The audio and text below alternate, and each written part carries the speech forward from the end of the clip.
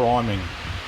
There's some videos with the whole build, but nothing really about how to prime it. So you can use Vaseline, grease.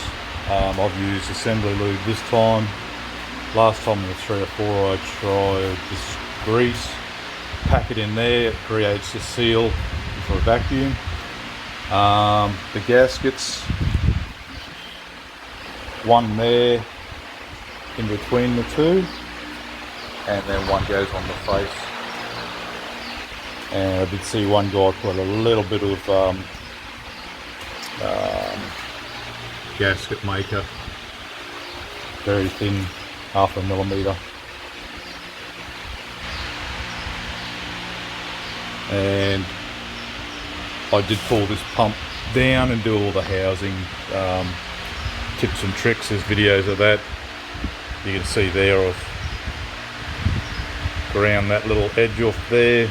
You just go in and any sharp sections, you pull these two cogs, they come out, and just take photos or mark things as you do it. Okay, so yes, progress, cams in, getting there.